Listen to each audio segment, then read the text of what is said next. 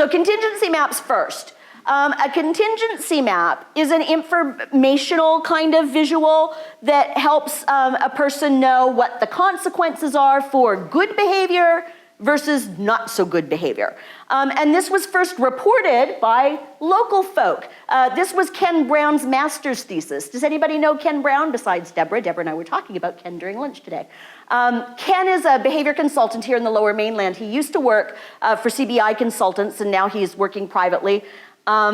But this was a strategy that he was using in his own private consulting, and when we were in grad school together doing our masters, that's what he decided to investigate as his master's thesis. So it came from local. It's a visual support that shows the trigger for problem behavior. So in fancy behavior analytic terms, the antecedent. The antecedent that is currently triggering problem behavior, but that we want to trigger more appropriate behavior, okay? It has to show the problem behavior, and it shows a more appropriate behavior. And then it has to show a reinforcer that will happen if good behavior happens. And finally, it shows the reinforcer that the person used to get for their problem behavior, but is not going to get anymore, right? Your problem behavior is not going to work to get you what you want anymore, okay? So I'll kind of tell you about Ken's study, and then I'll show you some examples of contingency maps. But this was one of the kids from Ken's master's thesis, Kirk, who was 13, diagnosed with autism, in his neighborhood school.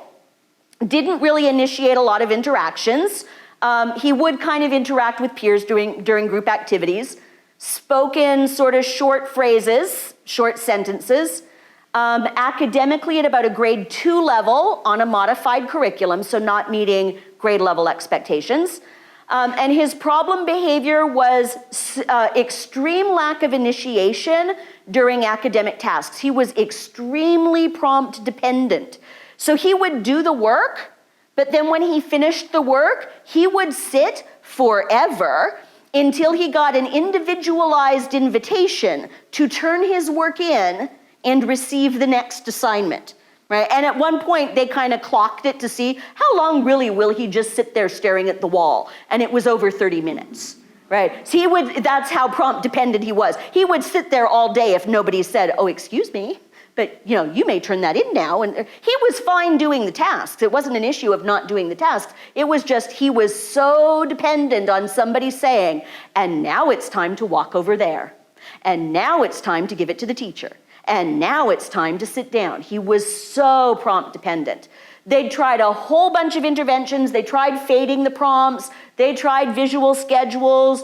They tried reinforcing him for being independent. Nothing worked, okay?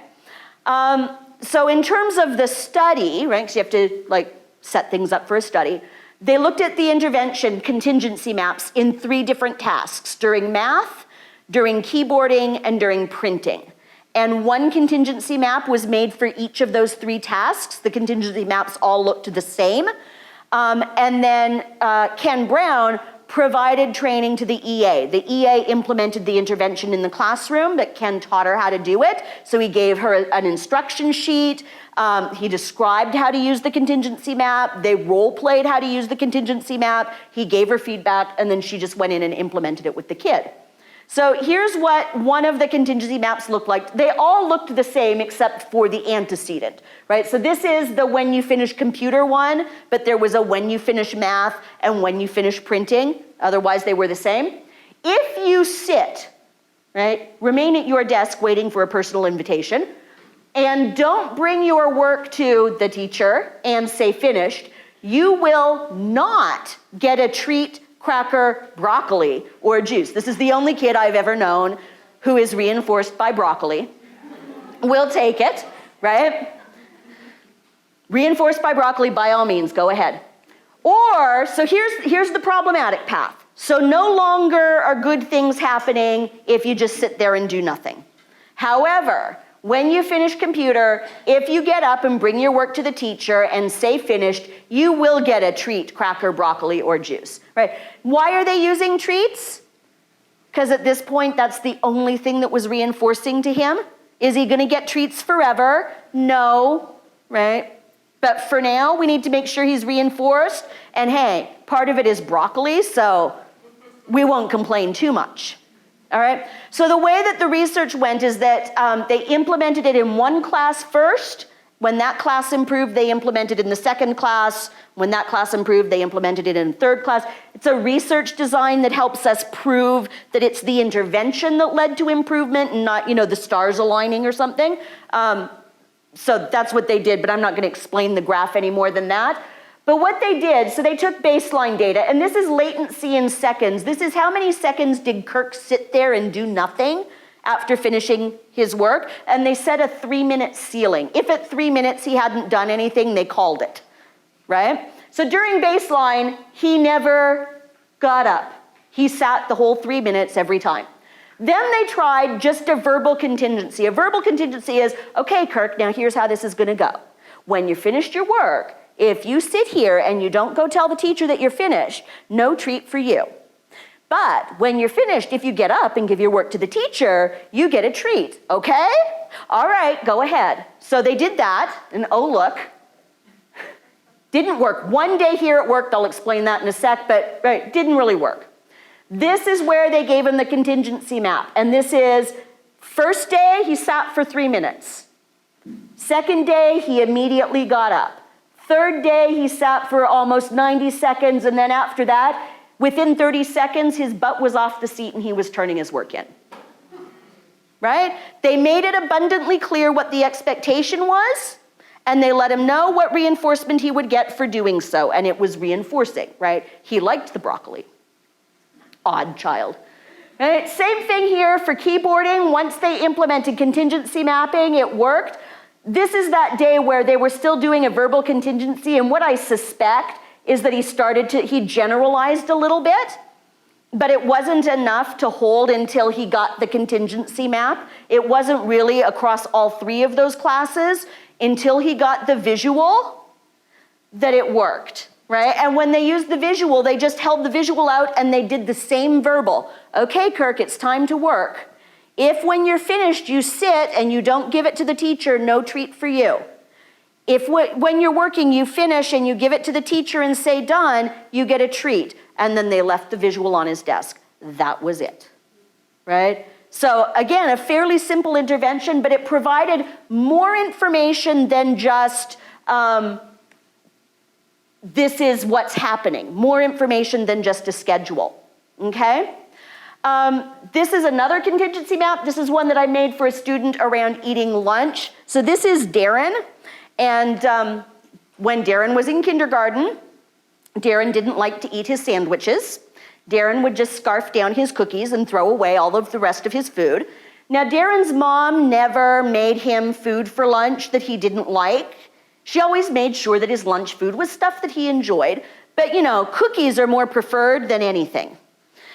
And so this was becoming an issue because Darren was in full-day kindergarten and he also had a bit of a commute to get there. So if he was only eating cookies, he was literally going all day. He had breakfast at 7 in the morning and he's leaving school at 2:45 and all he's had are 3 Oreos, right? This is a problem. So after checking with mom and saying, here's what I want to do, is this okay? And her saying yes, this is what we did. We made a contingency map.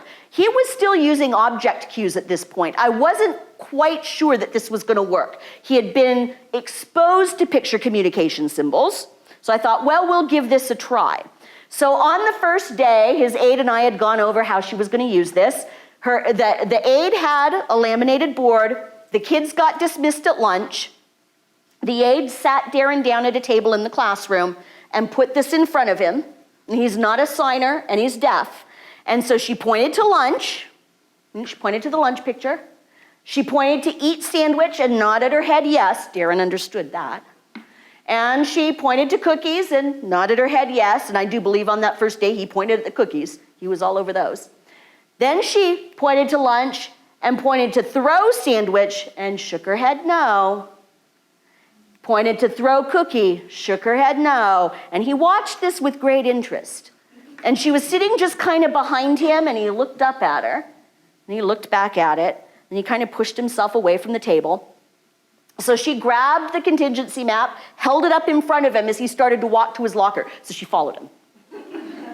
So they get to his locker, and as they're walking, he's looking, he sees it, he looks at her, and he walks and he looks at her, gets to the locker, puts his hand on the locker, looks over at her again, opens the locker, reaches and touches his lunch bag, looks at her again, and she's holding this thing in front of him. He gets his lunch, he walks over to the table, he puts it down, looks at her, opens it up, grabs the sandwich, looks at her, and starts to walk towards the garbage can.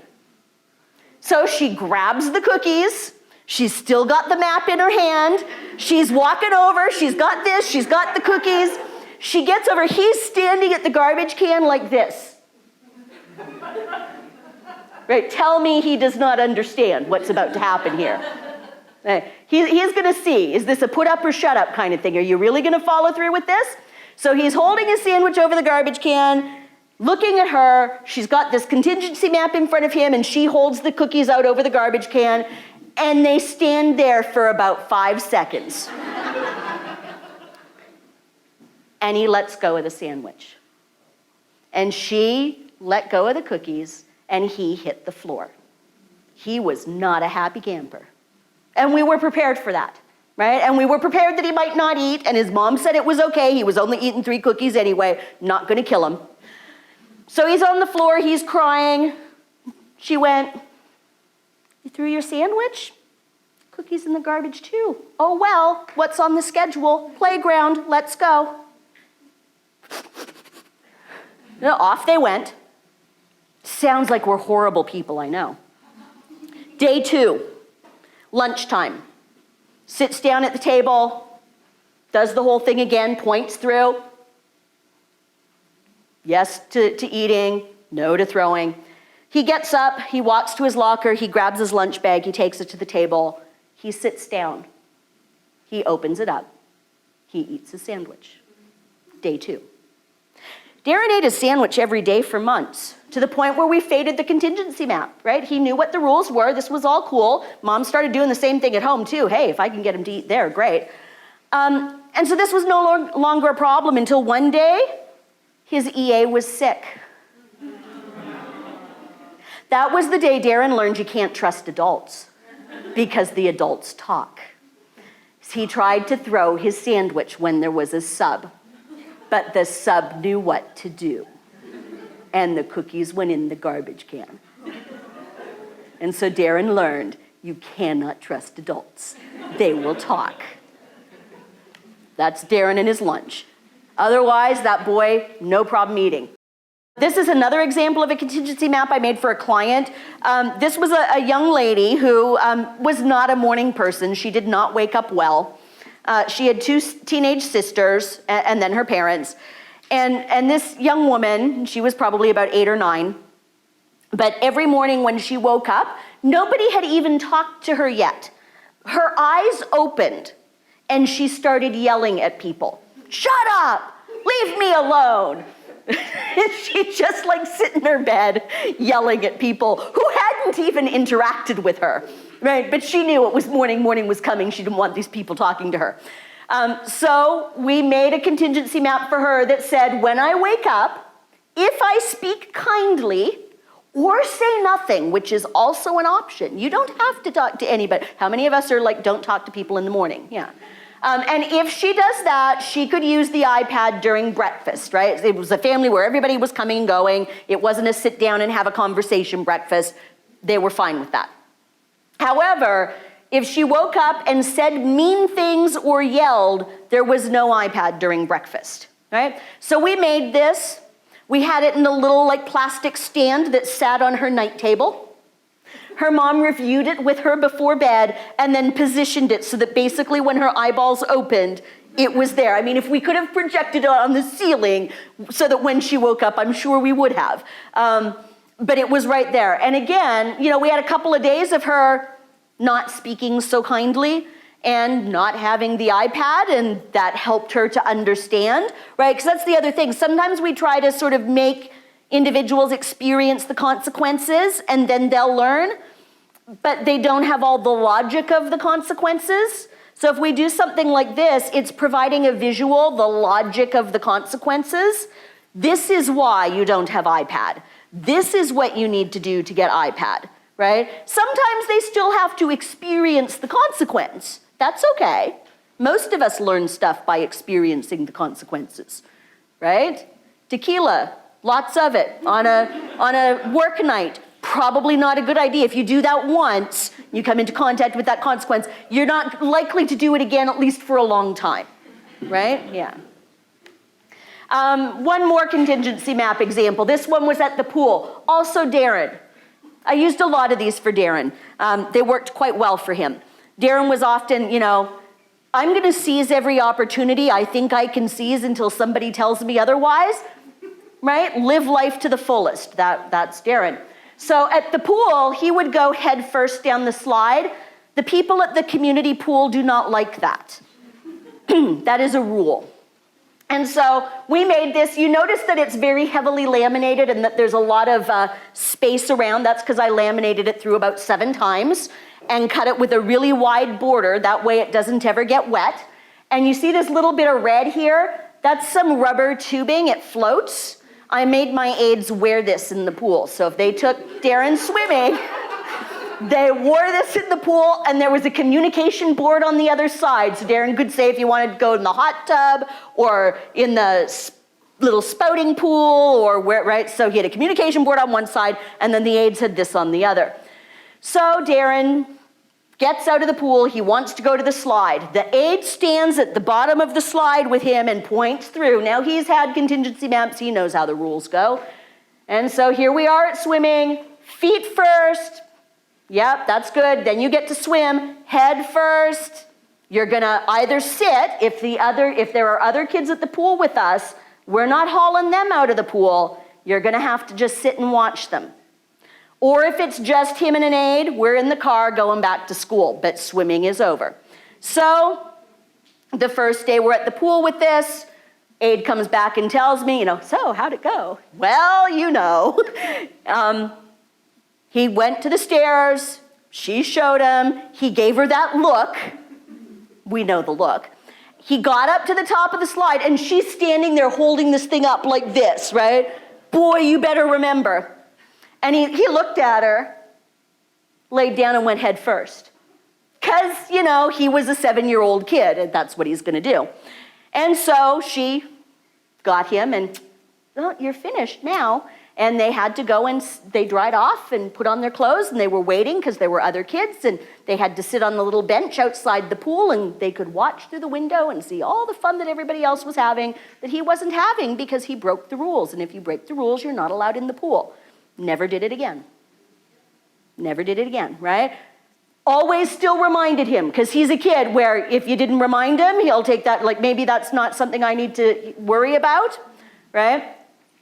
So to be effective, there are some things that you need to remember. A contingency map needs to have the antecedent trigger, the thing that leads to the behavior, okay?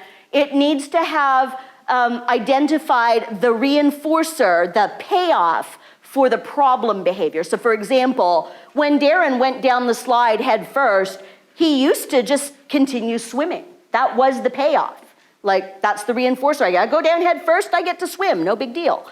So you have to identify that. You also have to identify the reinforcer for an appropriate behavior, right? So now you're not gonna get to swim when you go down head first. That payoff is gone. You do get that payoff, swimming, if you go down the slide feet first, right? So you need to have all of that information. What you might need is a functional assessment to help you understand what the trigger is, what the reinforcers are, what all of those components are. So you might need to do a behavioral assessment to better understand the problem, right? So if that's the issue, work with a behavior consultant or a behavior analyst to help you with that. I also talk about functional behavior assessment as part of the PBS workshop that's on the ACT videos that Deborah was talking about, so you can learn a little bit about it there. But if you need support with that, if you can't figure that out yourself, you should work with someone who does know how to do that kind of assessment, okay?